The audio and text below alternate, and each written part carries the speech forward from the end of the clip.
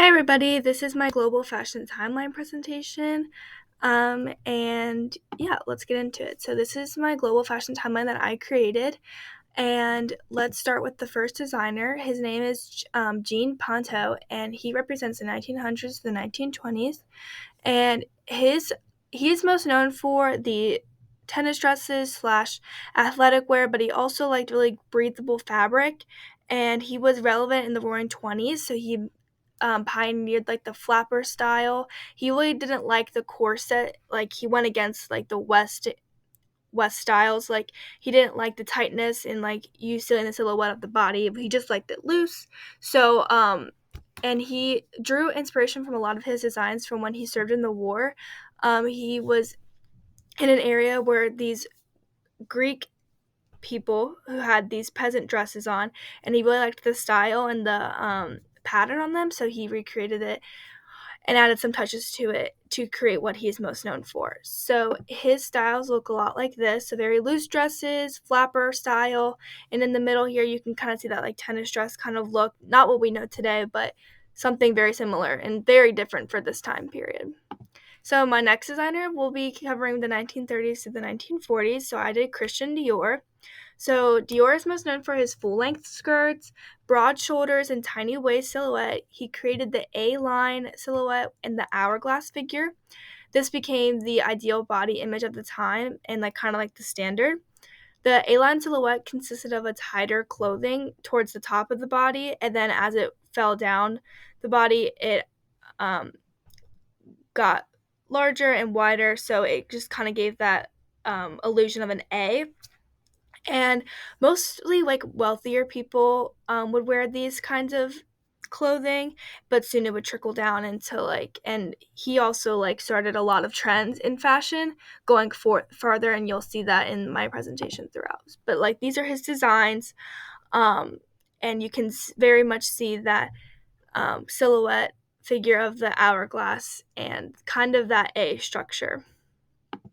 So next is 1950s through 1960s. I did Claire McCardell. So Claire is most known for being the first designer to experiment with zippers, pleats, and putting straps on evening gowns, like spaghetti straps. That was very unheard of. And she also created athletic lines of clothing and wanted her designs to suit her active lifestyle. So if her designs couldn't keep up with what she was doing, she was a skier and a golfer, so if she couldn't keep up with her own like clothes, then she wasn't putting it out into the world. So I thought that was really interesting and cool of her to put her own style into it. Um, yeah, and she also like came up with this dress that crossed in the front, and it was very monumental for her. So this is that design. And we see all of like hers are like skirts and just like flowy, and they kind of just fit to the body the way that they're supposed to. So yeah. So next, 1960s through 1970s is going to be Yves Saint Laurent, and he pioneered the style that women can dress in suits. This changed the zeitgeist of the time because women were not normally allowed to work in corporate, or the idea of it was still kind of new. So this was very monumental for fashion and for women and femininity. And so wearing suits was a big statement in fashion at this time, and he liked the idea of like not really much shape to silhouette, but he loved like really broad, big shoulders, and it continued to his brand to represent feminism, and he just wanted to make that new statement for women. And this is like kind of his style, like adding just like new things, um, and like that broader, and you see those broad shoulders in there with the shoulder pads and stuff. So moving on, for 1970s to 1980s is Rei Kawakubo. We already talked about her, but she's from Japan, and her style combined Western and Eastern styles together.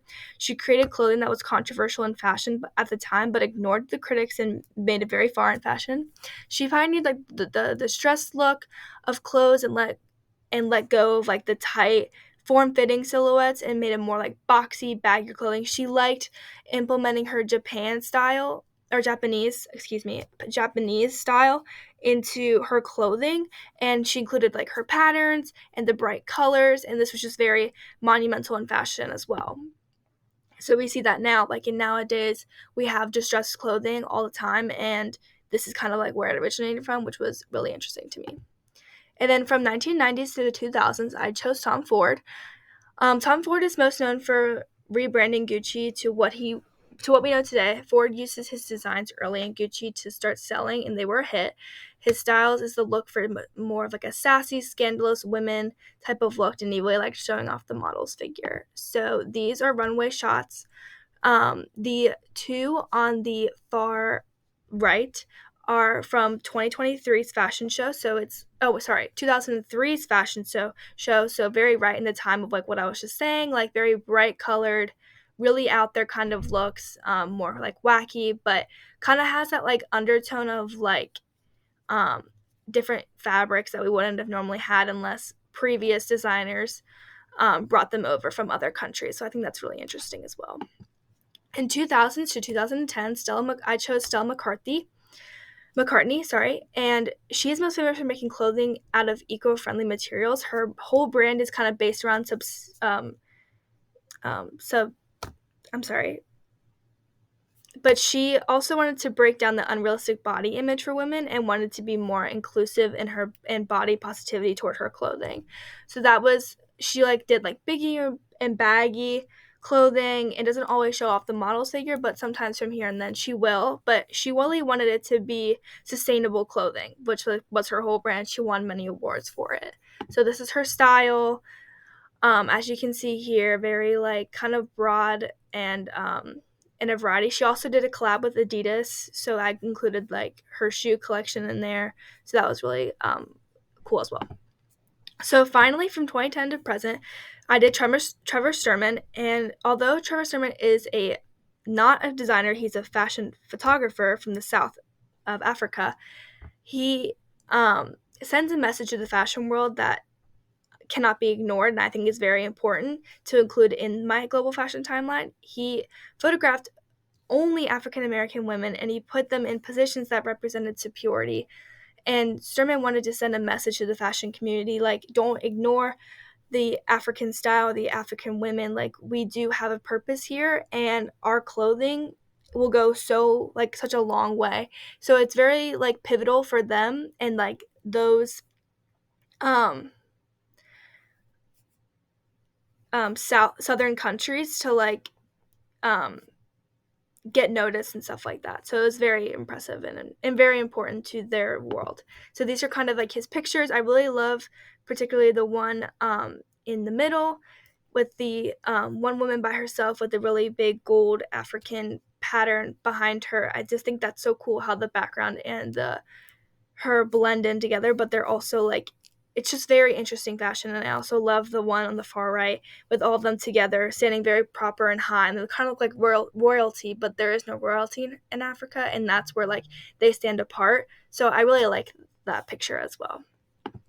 So for my reflection, I did not include this part in my reflection, but personally this project was very, very hard for me. I'm not very big into fashion, so choosing fashion designers within the right timeline was very difficult, but I loved the challenge and I loved learning more about each fashion designer. And throughout this class, I learned how fashion started, where it originated from, and how women's body type was heavily influenced on clothing styles. I also loved learning new things, and I didn't think I was going to get this lucky to experience this class, but I'm so glad that I did, and it truly has taught me that fashion comes from all over and that things that we wear on everyday basis may originate from styles that we had no idea came about. For example, like I said before, the Rei Kawakubo, how she was distressed, how she made distressed style, and it was very controversial, but now it's such a huge thing. Like, that wouldn't have happened if we didn't have her starting that movement for us. And I also loved learning about how other countries from the East started to implement their fashion styles to the West that eventually reach us today. I'm so grateful to experience this course with everyone and hope to continue learning more about fashion. Thank you.